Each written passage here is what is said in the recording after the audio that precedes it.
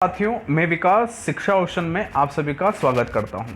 मेरे साथियों, हम पढ़ रहे थे भारतीय अर्थव्यवस्था और इस भारतीय अर्थव्यवस्था को हम पढ़ रहे थे एमसीक्यूज के माध्यम से, यानी वस्तुनिष्ठ प्रश्नों के माध्यम से।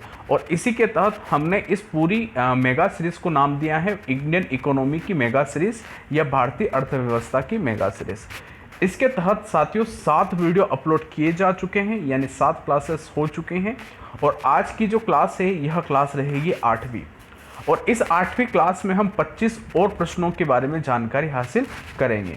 तो जो मेरे नए साथी हैं जिन्होंने अभी तक शिक्षा ओशन को सब्सक्राइब नहीं किया है, मेरे साथियों शिक्षा ओशन को सब्सक्राइब कर लीजिए और बेल आइकन को प्रेस कर दीजिए। मेरे मित्रों, आप सभी को हमारे इस वीडियो के डिस्क्रिप्शन में फेसबुक पेज की लिंक प्राप्त होगी। उस लिंक पर जाकर आप सभी लोग शिक्षा ओशन के फेसबुक पेज को ज़रूर लाइक कीजिए। इसके पश्चात साथियों इसी वीडियो के डिस्क्रिप्शन में आपको इंस्टाग्राम चैनल की भी लिंक प्राप्त होगी।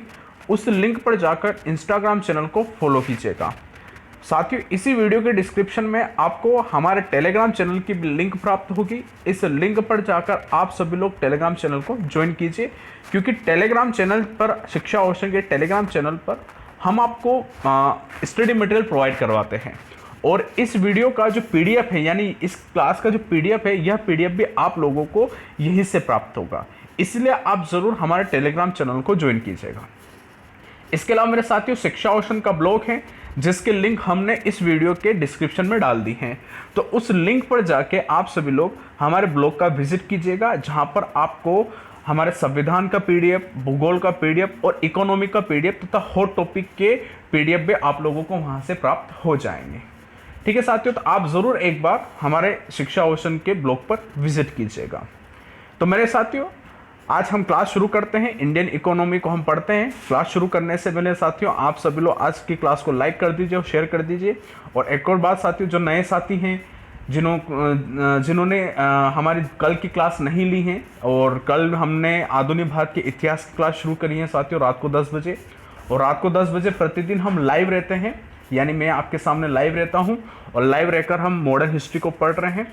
तो आज 10 बजे भी हमारी क्लास रहेगी, वो भी लाइव रहेगी। इसलिए आप ज़रूर हमारी क्लास में ज्वाइन होइएगा। मैं आप सभी का इंतज़ार रात को 10 बजे करूँगा। आप समय पर 10 बजे क्लास में उपस्थित हो, ताकि हम समय पर क्लास को शुरू कर सके। तो याद रखिएगा रात 10 बजे। चलिए साथियों, तो आज की क्लास को शुरू करते हैं। क्लास को तुरंत लाइक कर दो, तुरंत शेयर कर दीजिए। और आज की क्लास का पहला क्वेश्चन आप सभी के सामने। पहला क्वेश्चन साथियों प्रश्न क्रमांक 176 और 176 प्रश्न क्रमांक यह पूरी मेगा सीरीज का है, और आज के सेशन का यह पहला क्वेश्चन है। क्वेश्चन क्या कहता है साथियों कि औद्योगिक उत्पादन के सूचकांक में सर्वाधिक महत्व किसका है। औद्योगिक उत्पादन सूचकांक में सर्वाधिक महत्व किसका होता है। बिजली का, क्रूड ऑयल का, फिनिश्ड स्टील का या कोयले का। प्रश्न हमसे क्या है भैया कि औद्योगिक जो उत्पादन है उसके सूचकांक में सर्वाधिक महत्व किसका है। आप सभी लोग इस प्रश्न का उत्तर देने का प्रयास कमेंट बॉक्स में करेंगे।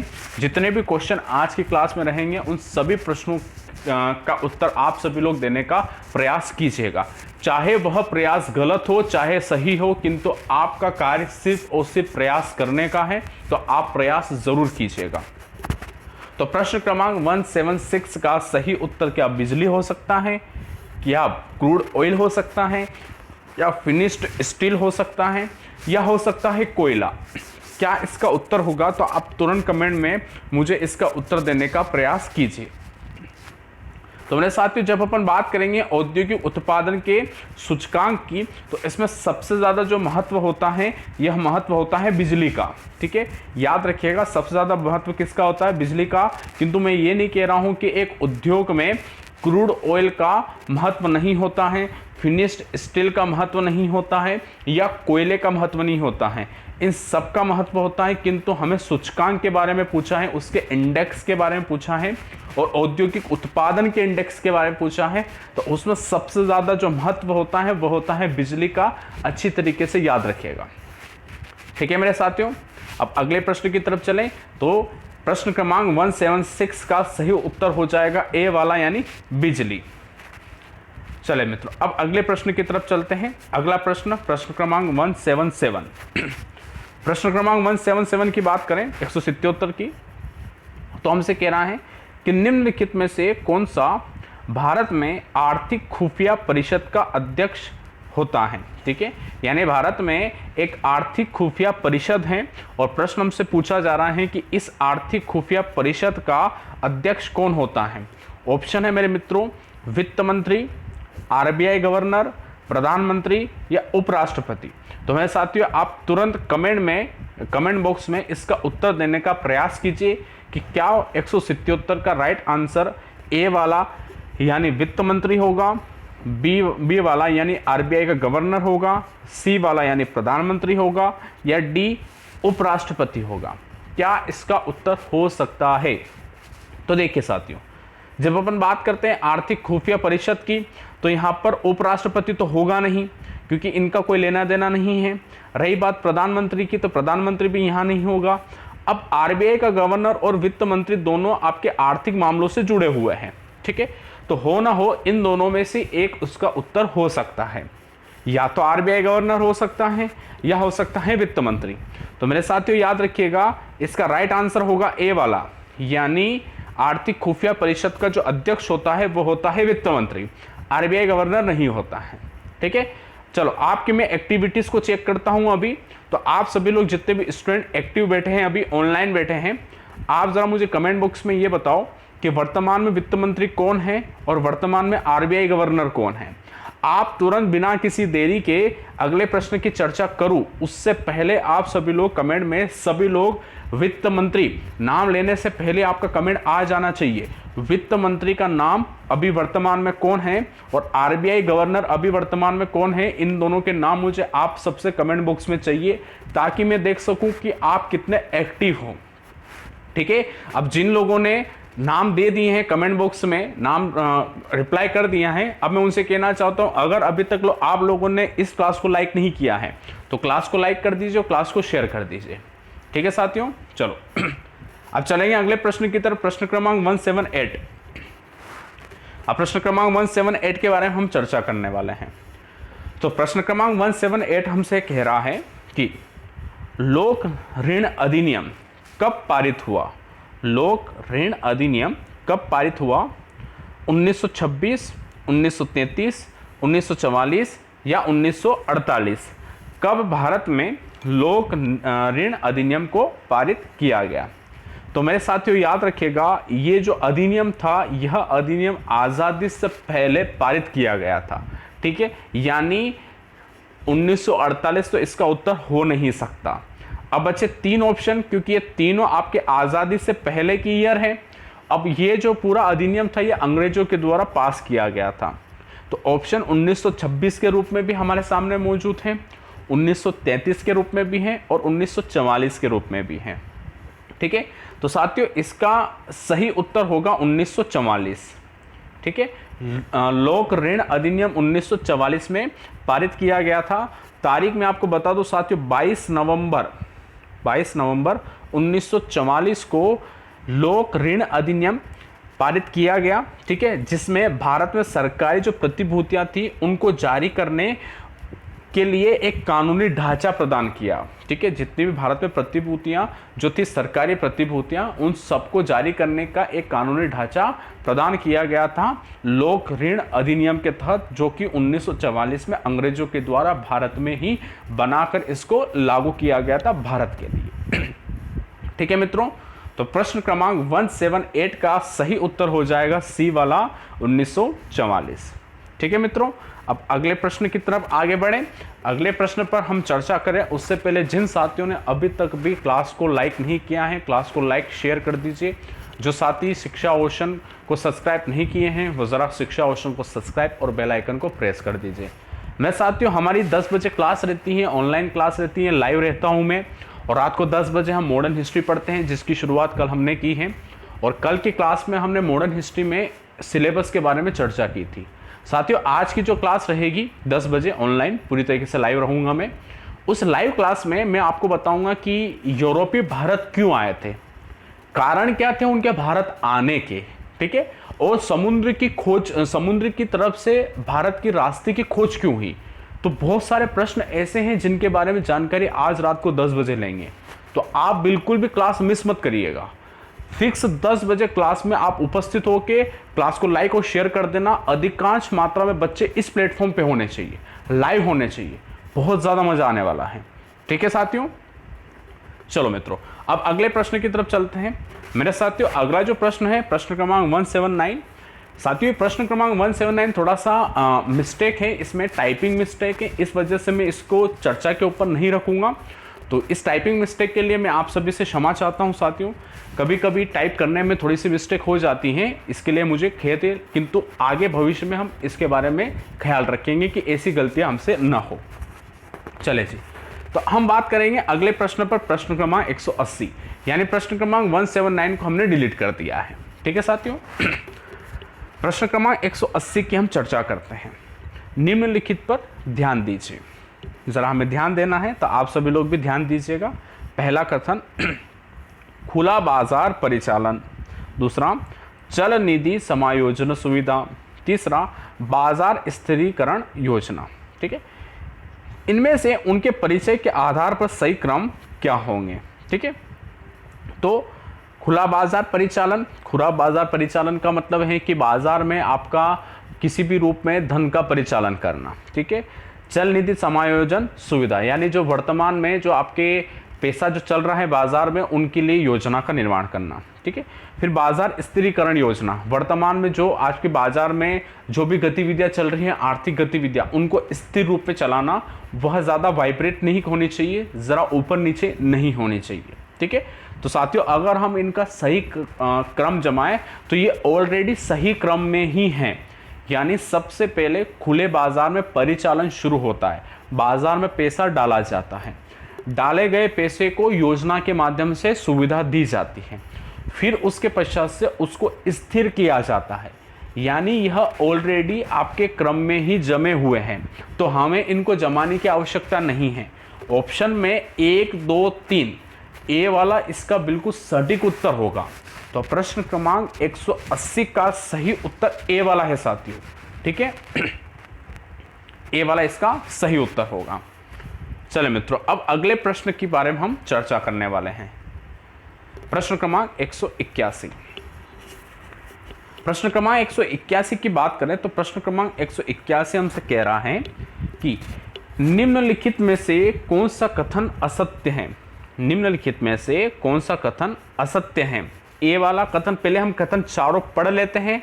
ठीक है, फिर उसके पश्चात आप सभी लोग प्रश्न का उत्तर लगाने का प्रयास करेंगे, फिर हम गलत कथन को छांट लेंगे, सही कथन को भी छांट लेंगे। हम सही कथन को छांट लेंगे, जो बचेगा वो हमारा गलत कथन होगा। ठीक है, तो पहले कथन हम पढ़ लेते हैं। तो पहला कथन, आरबीआई को भारत में सिक्के को टकसाल और वितरित करने का एकमात्र अधिकार है। ठीक है, आरबीआई को भारत में सिक्के जारी करने यानी उसका टकसा और वितरित करने का एकमात्र अधिकार है। दूसरा, सिक्कों के वितरण के लिए आरबीआई में 4000 से अधिक मुद्रा चेस्ट हैं। सिक्कों के वितरण के लिए आरबीआई में 4000 से अधिक मुद्रा चेस्ट हैं। सी वाला, मुद्रा चेस्ट निजी और सरकारी दोनों बैंक हो सकते हैं। डी, अधिकतम 1000 रुपये का सिक्का भारत में ढाला जा सकता है। ठीक है, तो ये 4 कथन हमारे सामने हैं। अब इन चारों कथन में से सही उत्तर क्या हो सकता है, और ये चारों जो कथन हैं, ये चारों कथन आपके सिक्कों से संबंधित हैं। ठीक है, तो अब देखते हैं कि कौन सा कथन सही है और कौन सा कथन असत्य है। तो मेरे साथियों अगर हम नीचे से शुरू करें डी वाले से, तो अधिकतम 1000 रुपये का सिक्का भारत में ढाला जा सकता है, यह कथन बिल्कुल सही है। दूसरा, मुद्रा चेस्ट निजी और सरकारी दोनों बैंकों को हो सकते हैं। तो साथियों यह अधिकार भी आपके निजी बैंक और सरकारी बैंकों के पास होता है। तो सी वाला कथन भी बिल्कुल सही है। बी वाला, सिक्कों के वितरण के लिए आरबीआई में 4000 से अधिक मुद्रा चेस्ट हैं। तो बी वाला भी कथन बिल्कुल सही है। अब बचा ए वाला, तो ए वाला कथन होगा आपका गलत। ठीक है, क्यों? क्योंकि इसमें क्या कहा गया कि भारत में आरबीआई सिक्कों का टकसा और वितरण करने का एकमात्र अधिकार है। तो साथियों एकमात्र अधिकार तो आरबीआई के पास है नहीं, क्योंकि भारत में सिक्कों को ढालने का जो अधिकार है वह अधिकार भारत सरकार के पास है। ठीक है, तो इसका ए वाला कथन बिल्कुल सही होगा, मतलब कि राइट आंसर होगा ए वाला, क्योंकि इसमें आरबीआई को एकमात्र अधिकार दिया है, जबकि अधिकार आपके किसके पास है? भारत सरकार के पास है। और हमें ढूंढना था असत्य कथन, तो इस अनुसार से प्रश्न क्रमांक 181 का सही उत्तर हो जाएगा ए वाला। ठीक है मित्रों, चलिए जी अब अगले प्रश्न के बारे में हम चर्चा करते हैं। अगला प्रश्न बहुत अच्छा प्रश्न है और आप सभी लोग इस प्रश्न को देने में सक्षम है, प्रश्न का उत्तर देने में सक्षम है। तो मित्रों देर किस बात की है, प्रश्न को पढ़ो, समझो, सुनो और उत्तर दो। प्रश्न क्या कह रहा है?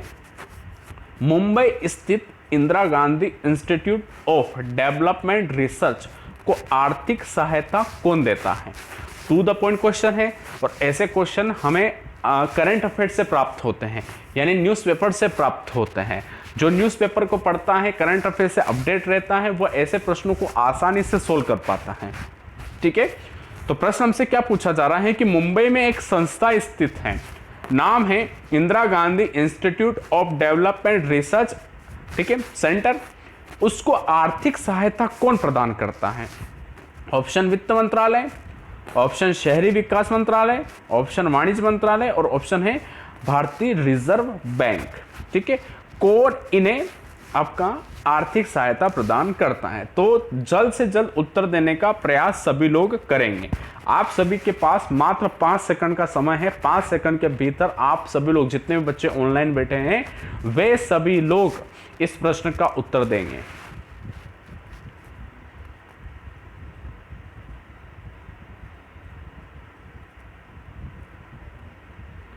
चलिए साथियों, अब इसके उत्तर को अगर हम देखें तो अधिकांश मात्रा में बच्चे इसका उत्तर का चुनाव वित्त मंत्रालय के रूप में करते हैं। ठीक है साथियों, वित्त मंत्रालय इसका सही उत्तर नहीं है। ठीक है, अगर वाणिज्य मंत्रालय का चुनाव अगर आप लोग करेंगे तो सही उत्तर ये भी नहीं है। शहरी विकास मंत्रालय का कोई लेना देना नहीं है। सही उत्तर इसका होगा भारतीय रिजर्व बैंक, यानी आरबीआई क्या करता है, इस संस्था को क्या करता है, फंड देने का या आर्थिक सहायता प्रदान करने का कार्य करता है, क्योंकि यह आरबीआई का एक शोध संस्थान है। कौन? Indira Gandhi institute of development research centre.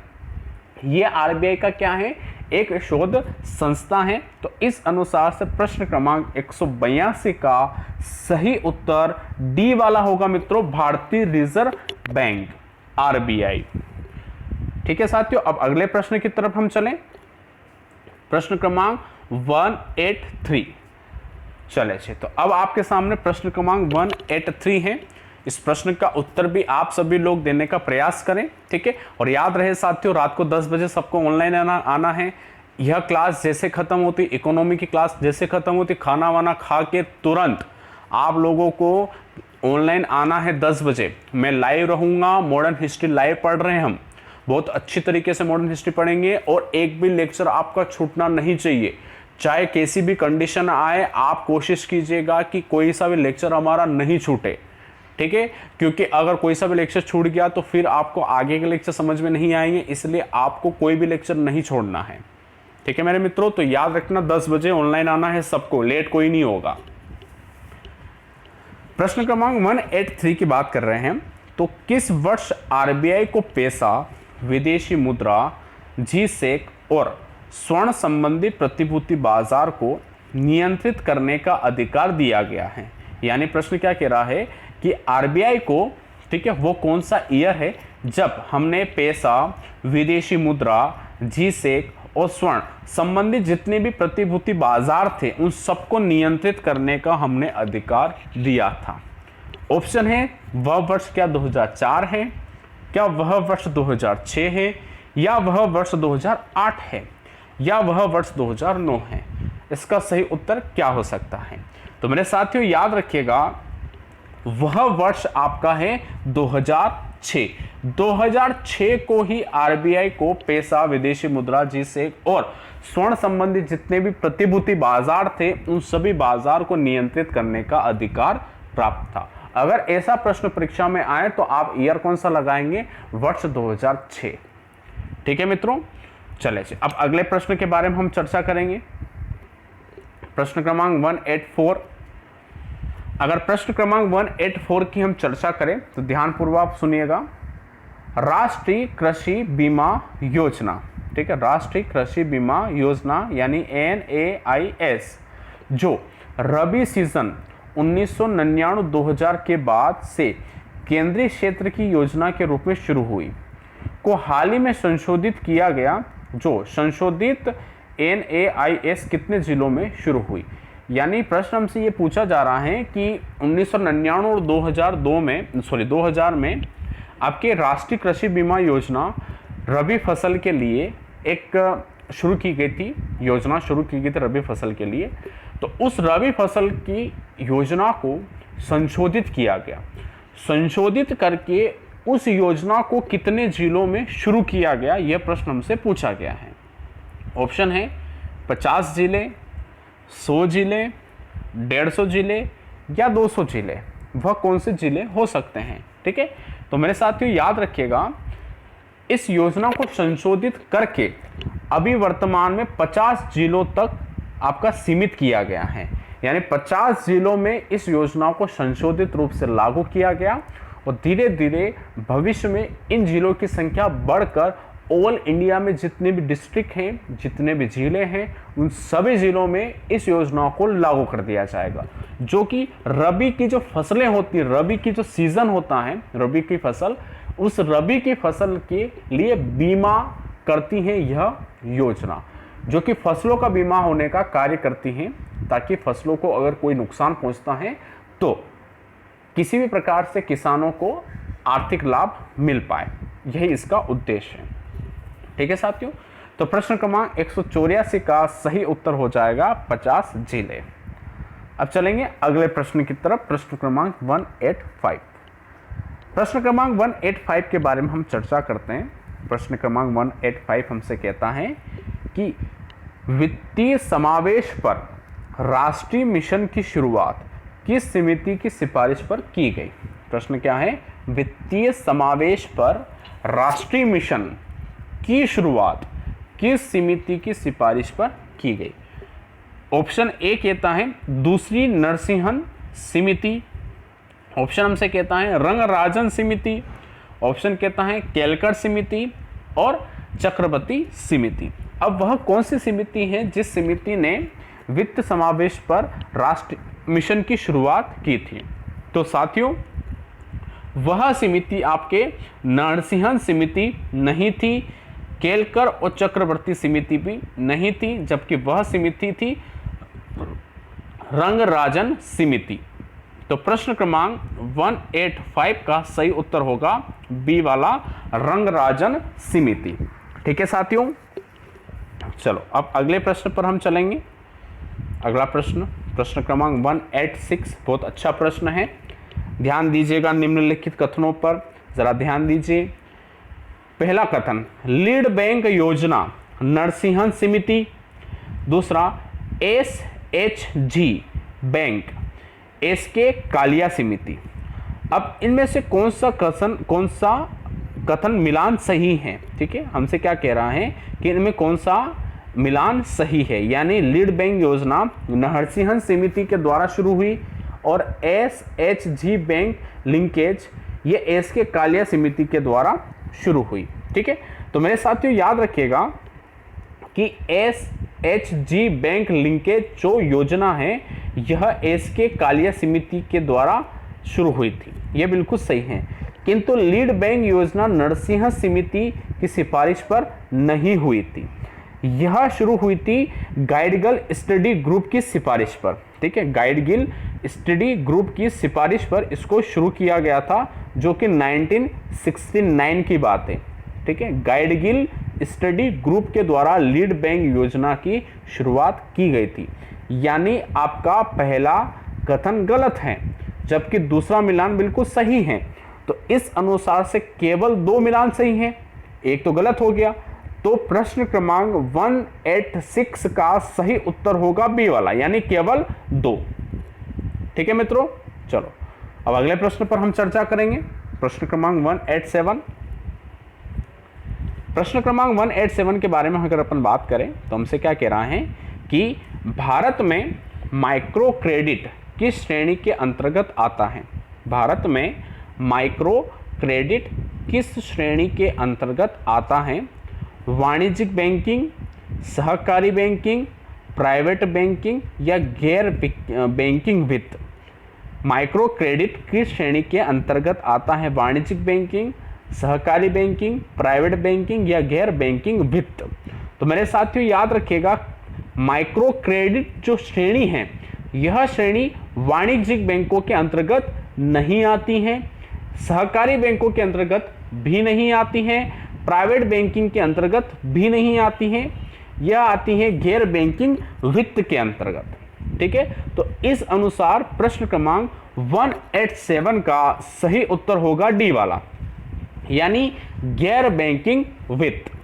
ठीक है मित्रों, माइक्रो क्रेडिट किस श्रेणी के अंतर्गत आता है? गैर बैंकिंग वित्त के श्रेणी के अंतर्गत आता है। चलो अगले प्रश्न पर चलते हैं। अगले प्रश्न पर चलने से पहले जिन साथियों ने अभी तक भी इस क्लास को लाइक नहीं किया है वो लाइक कर लो, शेयर कर दो, और जिन्होंने अभी तक शिक्षा ओशन को सब्सक्राइब नहीं किया है वे सभी लोग शिक्षा ओशन को सब्सक्राइब करेंगे और बेल आइकन को प्रेस करेंगे। अगर बेल आइकन को प्रेस नहीं करोगे तो हमारे क्लास के नोटिफिकेशन आप तक नहीं पहुंच पाएंगे। और साथियों रात को 10 बजे लाइव क्लास रहेगी मॉडर्न हिस्ट्री की, बिल्कुल मत भूलिएगा। फिक्स 10 बजे आप सब लोग खाना खा के पूर्ण रूप से तैयार होके आप सभी लोग रात को 10 बजे मॉडर्न हिस्ट्री की क्लास लेंगे, जहां पर मैं रहूंगा लाइव और हम पढ़ेंगे मॉडर्न हिस्ट्री का फर्स्ट टॉपिक, और आपके सारे डाउट मैं वहीं पर क्लियर करूंगा। ठीक है साथियों, चले अब चलेंगे अगले प्रश्न पर। प्रश्न क्रमांक 188, निम्नलिखित में से कौन सी योजना 8वीं पंचवर्षीय योजना में शुरू नहीं हुई? वह कौन सी योजना है जो कि 8वीं पंचवर्षीय योजना में शुरू नहीं हुई थी? ठीक है, पहला है ऑप्शन संसद सदस्य स्थानीय क्षेत्र विकास योजना। ठीक है, यानी संसद का जो सदस्य है वह जिस क्षेत्र से बिलोंग करता है या जिस क्षेत्र का प्रतिनिधि है उस क्षेत्र का विकास करना। दूसरा, मेगा शहरों में बुनियादी ढांचा विकास के लिए योजना। तीसरा है महिला समृद्धि योजना, और चौथा है जवाहर रोजगार योजना। प्रश्न क्या है कि वह कौन सी योजना है जो कि 8वीं पंचवर्षीय योजना के अंतर्गत शुरू नहीं हुई थी? ठीक है, यह प्रश्न हमसे पूछा जा रहा है। तो मेरे साथियों आप सभी लोग अच्छे ध्यानपूर्वक सुनिएगा कि संसद सदस्य स्थानीय क्षेत्र जो योजना है यह आपके 8वीं पंचवर्षीय योजना के तहत शुरू हुई थी 23 दिसंबर 1993 को शुरू हुई। दूसरा, मेगा शहरों में बुनियादी ढांचा विकास के लिए योजना, यह योजना भी आपके 1993 में शुरू हुई, यानी यह भी 8वीं पंचवर्षीय योजना के तहत शुरू की गई। ठीक है, महिला समृद्धि योजना की शुरुआत भी 1993 को हुई, यानी आपकी 8वीं पंचवर्षीय योजना के तहत की गई। अब है डी वाला जवाहर रोजगार योजना। साथियों जवाहर रोजगार योजना की शुरुआत 1989 को हुई थी, जो कि आपके 8वीं पंचवर्षीय योजना के अंतर्गत न आकर यह पंचवर्षीय योजना थी 7वीं। तो इस अनुसार प्रश्न क्रमांक 188 का जहां पर हमें शुरू नहीं हुई यह प्रश्न पूछा था, यानी 8वीं पंचवर्षीय योजना में शुरू नहीं हुई थी, हमसे यह पूछा गया था, तो इसका सही उत्तर होगा डी वाला जवाहर रोजगार योजना, जो कि 7वीं पंचवर्षीय योजना के अंतर्गत शुरू की गई थी। ठीक है साथियों, तो प्रश्न क्रमांक 188 का सही उत्तर हो जाएगा डी वाला जवाहर रोजगार योजना।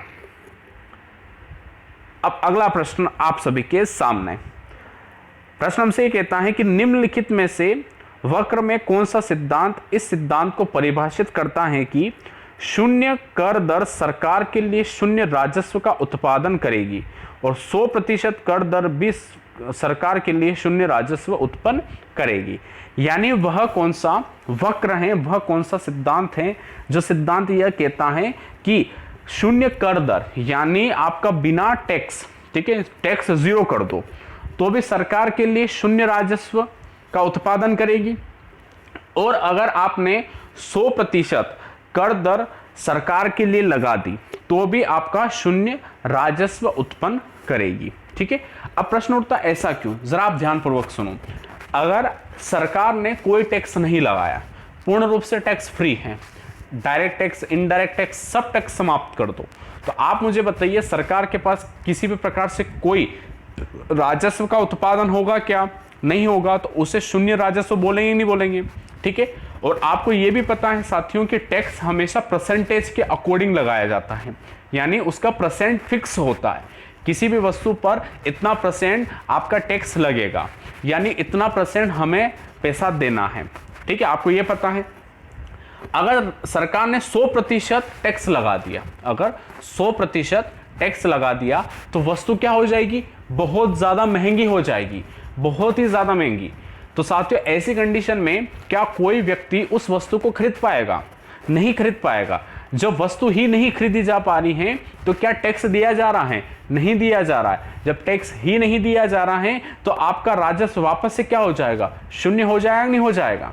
ठीक है, तो अब हमसे प्रश्न यही पूछा जा रहा है कि वह कौन सा सिद्धांत है जिसमें कहा गया था कि शून्य कर दर सरकार के लिए शून्य राजस्व का उत्पादन करेगी, जबकि 100% कर दर भी आपके सरकार के लिए शून्य राजस्व का उत्पन्न करेगी। ठीक है, ऑप्शन है लाफेर वक्र, लोरेंज वक्र, एंगल वक्र या इनमें से कोई नहीं। तो साथियों याद रखिएगा, यह जो सिद्धांत है, यह सिद्धांत आपके एक अमेरिकी अर्थशास्त्री हैं। ठीक है, अमेरिका के इकोनॉमिस्ट हैं, उनका नाम है आर्थर लाफेर। क्या नाम है उनका, आर्थर लाफेर। आर्थर लाफेर ने यह सिद्धांत प्रस्तुत किया था और इस सिद्धांत को उन्होंने नाम दिया लाफेर वक्र। ठीक है, और यह सिद्धांत प्रस्तुत किया गया था 2004 में, यानी वर्ष 2004 में आर्थर लाफेर को उन्होंने यह सिद्धांत लाफेर वक्र को उन्होंने सिद्धांत प्रस्तुत किया। तो इस अनुसार प्रश्न क्रमांक 189 का सही उत्तर हो जाएगा ए वाला, लाफेर वक्र। ठीक है साथियों, चले जी अब चलेंगे हम अगले प्रश्न की तरफ। प्रश्न क्रमांक 190, बहुत अच्छा प्रश्न है साथियों, जरा ध्यानपूर्वक आप सभी लोग इस प्रश्न को देखिएगा। प्रश्न हमसे क्या कह रहा है कि निम्नलिखित में से किससे संपत्ति की कीमतों में गिरावट आएगी। निम्नलिखित में से किससे संपत्ति की कीमतों में गिरावट आएगी। ठीक है, पहले हम कथन पहले हम ऑप्शन पढ़ लेते हैं, फिर हम उसके बाद देखेंगे कि किसकी वजह से संपत्ति की कीमतों में गिरावट आएगी। तो ए वाला ऑप्शन है अर्थव्यवस्था में कम चल निधि, बी वाला ऑप्शन है अर्थव्यवस्था में अधिक चल निधि, ऑप्शन सी है आरबीआई द्वारा रिवर्स रेपो रेट में कमी, और डी है आरबीआई द्वारा रिवर्स रेपो रेट में वृद्धि।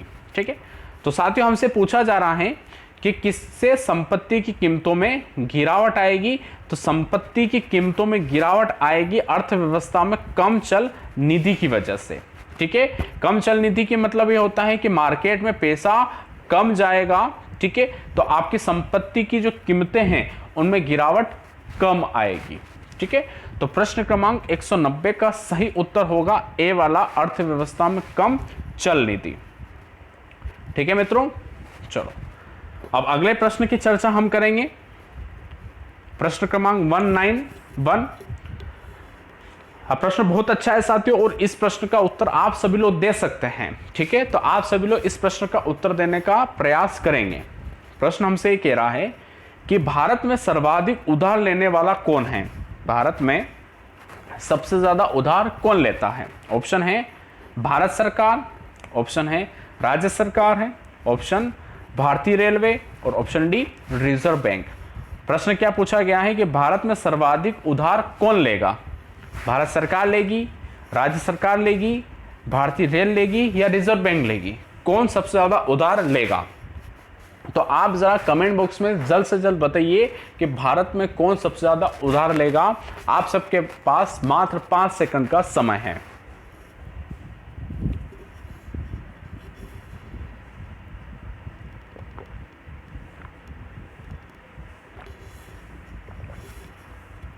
तो मेरे साथियों, भारत में सर्वाधिक उधार लेने का जो कार्य किया जाता है यह रिजर्व बैंक के द्वारा नहीं किया जाता है। ठीक है, रिजर्व बैंक तो उल्टा उधार देता है, लेता नहीं है। भारतीय रेल नहीं, राज्य सरकार नहीं, सबसे ज्यादा उधार लेता है भारत सरकार। ठीक है, याद रखिएगा भारत में सर्वाधिक उधार लेने वाला कौन है, तो भारत सरकार। ठीक है, चलो अब चलेंगे अगले प्रश्न की तरफ। प्रश्न क्रमांक 192 बहुत अच्छा प्रश्न है। नई औद्योगिक नीति 1991 में प्रत्यक्ष विदेशी निवेश सुविधा किस अनुपात तक अनुमति में थी? यानी हमने एक नई औद्योगिक नीति 1991 में शुरू की जिसका नाम था नई औद्योगिक नीति 1991, और इस नीति के तहत प्रत्यक्ष विदेशी निवेश यानी एफडीआई को हमने मंजूरी प्रदान कर दी। तो प्रश्न हमसे पूछा जा रहा है कि इस नीति के तहत इस वर्ष यानी 1991 को कितने प्रतिशत एफडीआई को हमने अनुमति प्रदान की थी?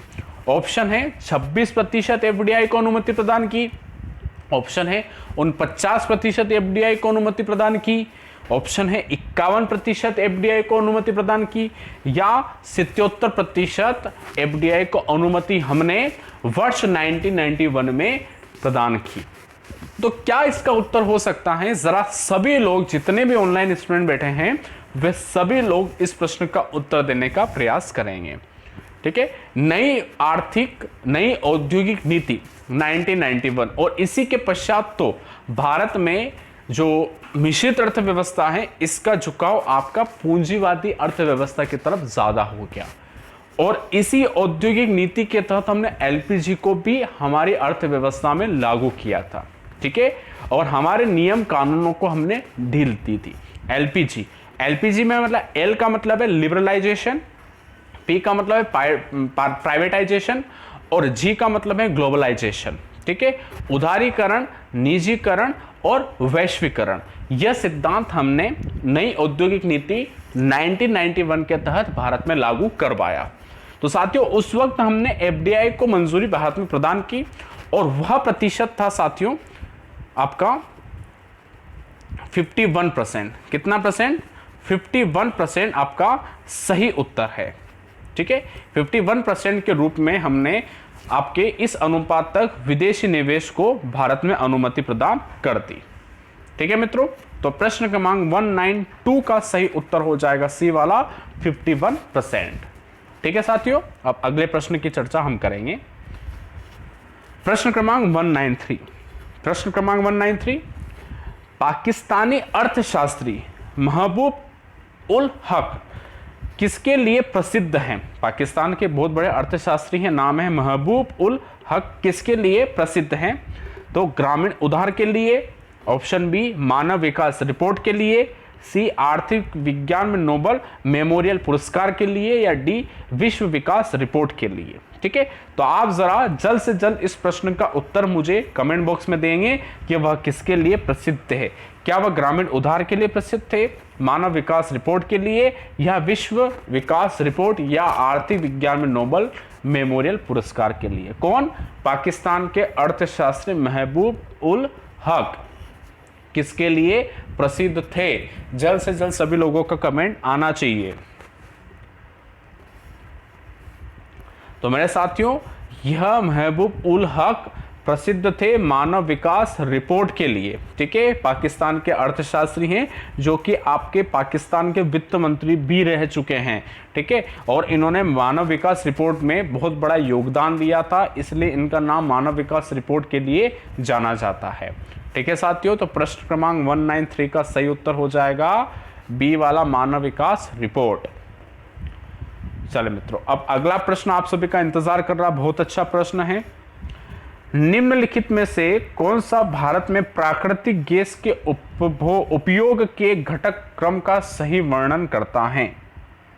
यानी प्राकृतिक गैस जो है उसके उपयोग का घटक का सही आपका वर्णन कौन सा कथन करता है? ए वाला कथन बिजली का उत्पादन, फिर उद्योग ईंधन, फिर उर्वरक, और फिर कैप्टिव उपयोग। बी वाला विद्युत उत्पादन, उर्वरक, औद्योगिक ईंधन और कैप्टिव उपयोग। सी उर्वरक, विद्युत उत्पादन, औद्योगिक ईंधन या कैप्टिव उपयोग। फिर डी है उर्वरक, विद्युत उत्पादन, कैप्टिव उपयोग और औद्योगिक ईंधन। तो साथियों प्राकृतिक गैस का उपयोग घटते क्रम में हमें करना है, तो प्राकृतिक गैस का घटते क्रम में उपयोग हम करते हैं बी के रूप में। ठीक है, विद्युत उत्पादन, फिर उसके पश्चात उर्वरक, औद्योगिक ईंधन और फिर कैप्टिव उपयोग। या इसका प्राकृतिक उपयोग सही रूप में है, यानी सबसे ज्यादा विद्युत उत्पादन, फिर उर्वरक, औद्योगिक ईंधन, फिर उसके बाद कैप्टिव उपयोग, यानी प्रश्न क्रमांक 194 का सही उत्तर है बी वाला। चले मित्रों, अब अगले प्रश्न की तरफ चलेंगे। प्रश्न क्रमांक 195 अच्छा प्रश्न है। निम्नलिखित में से कौन सा सबसे पुराना है? ठीक है, कौन सा एक्ट सबसे पुराना है? तो IDA एक्ट बी वाला ऑप्शन है, FERA फेरा सी वाला ऑप्शन है, ARTP, ठीक है, फिर डी वाला ऑप्शन है FEMA फेमा। अब इनमें से सबसे पुराना कौन है? तो हम इनके फुल फॉर्म और इनका ईयर लिख लेते हैं, और जो सबसे पुराना ईयर होगा और वही हमारा सबसे राइट आंसर होगा। ठीक है, तो हम सबसे पहले बात करते हैं साथियों IDA एक्ट की। तो साथियों ध्यानपूर्वक सुनना, IDA एक्ट का फुल फॉर्म है इंडस्ट्रियल डिस्प्यूट एक्ट। ठीक है, इंडस्ट्रियल डिस्प्यूट एक्ट, जो इसका ईयर है 1947। ठीक है, इंडस्ट्रियल डिस्प्यूट एक्ट। उसके पश्चात फेरा का फुल फॉर्म है foreign exchange regulating act, foreign exchange regulating act, और इसका ईयर है 1973। MRTP monopolist and restrictive trade practices act 1969, इसका ईयर क्या है साथियों? 1969। और फेमा का फुल फॉर्म है साथियों फॉरेन एक्सचेंज मैनेजमेंट एक्ट, और ईयर है 1999। अब देखिए इनमें सबसे पुराना में ढूंढना है, और सबसे पुराना इसमें ईयर कौन सा है? 1947। तो राइट आंसर क्या हो जाएगा? ए वाला। तो सबसे पुराना कौन है? IDA यानी इंडस्ट्रियल डिस्प्यूट एक्ट। ठीक है साथियों, चले अब अगले प्रश्न की तरफ हम चलेंगे। प्रश्न क्रमांक 196 बहुत अच्छा प्रश्न है। प्रश्न हमसे कहता है कि निम्नलिखित में से कौन केंद्र शासित प्रदेश राष्ट्रीय बागवानी मिशन में सम्मिलित हैं, यानी वह कौन सा केंद्र शासित प्रदेश है, यूटी है, जो आपकी राष्ट्रीय बागवानी मिशन के अंतर्गत शामिल किया गया है। तो ऑप्शन है अंडमान निकोबार द्वीप समूह और लक्षद्वीप, अंडमान निकोबार द्वीप समूह और पौंडीचेरी, अंडमान निकोबार द्वीप समूह और दमन और दीव, अंडमान निकोबार द्वीप समूह और चंडीगढ़। ठीक है, यानी यहाँ पर अंडमान निकोबार द्वीप समूह तो कॉमन है। इसका तात्पर्य है कि अंडमान निकोबार द्वीप समूह में तो राष्ट्रीय बागवानी मिशन योजना है ही है, यानी चल ही रही है। इसके अलावा कौन सा यूटी है जिसमें ये चल रही है? तो याद रखिएगा साथियों, भारत में अंडमान निकोबार द्वीप समूह के अलावा जो लक्षद्वीप हैं, इस लक्षद्वीप में भी राष्ट्रीय बागवानी मिशन योजना चल रही है, यानी प्रश्न क्रमांक 196 का सही उत्तर ए वाला होगा। ठीक है मित्रों, चलो अब अगले प्रश्न पर चलेंगे। प्रश्न क्रमांक 197 बहुत अच्छा प्रश्न है। सेस अधिनियम 2005 से पहले भारत में कितने विशेष आर्थिक जोन थे? प्रश्न हमसे क्या कह रहा है कि सेस स्पेशल इकोनॉमिक जोन अधिनियम 2005 यानी कानून बनाने से पहले भारत में कितने विशेष आर्थिक जोन थे 2005 से पहले? ऑप्शन है 13, 16, 19 और 21। तो मित्रों याद रखना, सेस अधिनियम यानी स्पेशल इकोनॉमिक जोन का कानून 2005 में बना था, और 2005 से पहले पूरे भारत में विशेष आर्थिक जोनों की संख्या थी 19। कितनी थी साथियों? 19। तो प्रश्न क्रमांक 197 का सही उत्तर क्या होगा? 19। ठीक है मित्रों, चलो अब अगला प्रश्न आप सबका इंतजार कर रहा है, बहुत अच्छा प्रश्न है। प्रश्न क्रमांक 198।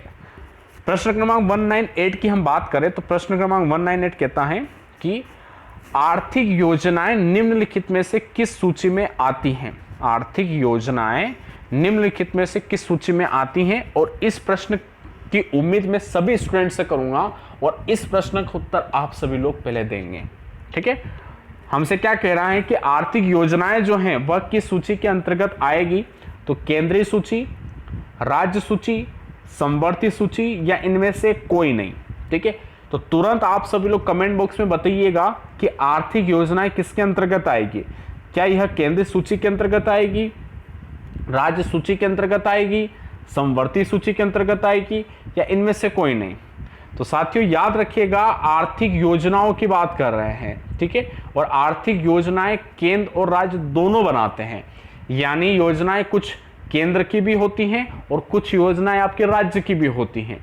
और जिन विषयों के ऊपर केंद्र और राज्य दोनों कानून बनाए वह सूची क्या कहलाती है? आपकी समवर्ती सूची, ठीक है। केंद्र सूची में तो सिर्फ केंद्र बनाएगा, राज्य सूची में सिर्फ राज्य बनाएगा, किंतु समवर्ती सूची में दोनों बनाएंगे। तो 198 का सही उत्तर हो जाएगा सी वाला, ठीक है साथियों। अब अगले प्रश्न की तरफ हम चलेंगे। प्रश्न हमसे कह रहा है दूसरी पंचवर्षीय योजना की योजनाकार कौन थे? ये तो बहुत सी बार परीक्षा में पूछा भी गया है साथियों, और ये बहुत आसान भी प्रश्न है। तो इस प्रश्न का उत्तर तो आप सभी लोग ही देंगे, ठीक है। दूसरी पंचवर्षीय योजना का योजनाकार कौन था? पंडित जवाहरलाल नेहरू, सी.डी. देशमुख, पी.सी. महालनोबिस या सुविमल दत्त? तो साथियों इसको चर्चा में क्या रखें, ठीक है। सबको पता है कि पंडित जवाहरलाल नेहरू नहीं थे, सी.डी. देशमुख साहब भी नहीं थे, सुविमल दत्त जी भी नहीं थे, जबकि पी.सी. महालनोबिस इनका सही उत्तर होगा। दूसरी पंचवर्षीय योजना के योजनाकार आपके कौन थे? पी.सी. महालनोबिस, ठीक है मित्रों। चलो अब चलते हैं आज के सेशन की यानी आज की क्लास के आखिरी प्रश्न की तरफ, ठीक है। एक और चीज साथियों, हम 10 बजे ऑनलाइन रहेंगे। 10 बजे हम सब मॉडर्न हिस्ट्री पढ़ रहे हैं, तो आप समय पर 10 बजे ऑनलाइन आ जाना। रात को मॉडर्न हिस्ट्री लाइव पढ़ रहे हैं हम, ठीक है। तो फिक्स 10 बजे आप समय पर उपस्थित होंगे ऑनलाइन, ठीक है मित्रों। चलो अब लास्ट प्रश्न आज का प्रश्न नंबर क्रमांक 200। निम्नलिखित में से किसके पूर्ण स्वामित्व वाली सहायक कंपनी के रूप में 1990 में भारतीय लघु उद्योग विकास बैंक यानी सिडबी शुरू किया गया था? ठीक है, मतलब कि किस पूर्ण स्वामित्व वाली जो सहायक कंपनी थी, किस कंपनी के साथ मिलकर 1990 में सिडबी को शुरू किया गया था? तो option industrial investment bank of India limited, B भारतीय औद्योगिकी विकास बैंक, सी भारतीय उद्योग वित्त निगम और D reserve bank of India. यानी वह कौन सी सहायक कंपनी थी जिसको मिलाकर हमने 1990 में सिडबी की शुरुआत की थी? तो मेरे साथियों वह कंपनी आपकी थी बी वाली, यानी भारतीय औद्योगिक विकास बैंक को मिलाकर या उसके साथ शुरू की गई थी सिडबी को। ठीक है, small industry development bank of India, SIDBI का full form small industry development bank of India, भारतीय औद्योगिक विकास बैंक के साथ मिलकर शुरुआत की थी। ठीक है, चले जी। तो इस प्रकार से साथियों आप लोगों ने आज के सेशन में 25 क्वेश्चन और पढ़ लिए हैं और इस मेगा सीरीज को आपने पहुंचा दिया है 200 क्वेश्चन पर, यानी हमारे 200 क्वेश्चन कंप्लीट हो चुके हैं इस मेगा सीरीज के तहत। तो मेरे साथियों आप सभी लोग इस क्लास को लाइक जरूर कर दीजिए, क्लास को शेयर कर दीजिए और याद रहे हम रात को 10 बजे मुलाकात करेंगे, सभी लोग मुलाकात करेंगे। हम 10 बजे ऑनलाइन रहेंगे और मॉडर्न हिस्ट्री को पढ़ेंगे, बड़ी ही डिटेल तरीके से हम पढ़ रहे हैं, तो कोई क्लास आपकी मिस नहीं होनी चाहिए। तो याद रहे हम 10 बजे वापस से मुलाकात करेंगे और लाइव मुलाकात करेंगे। तो मेरे साथियों अभी के लिए इतना ही। आप सभी लोग इस वीडियो को लाइक कर दो और वीडियो को शेयर कर दो। और साथियों जिन्होंने अभी तक शिक्षा ओशन को सब्सक्राइब नहीं किया है वे शिक्षा ओशन को सब्सक्राइब कर दीजिए और बेल आइकन को प्रेस कर दीजिए। तो मेरे मित्रों अभी के लिए इतना ही। अब मुलाकात करते हैं हम रात को 10 बजे। आप सभी का बहुत बहुत धन्यवाद।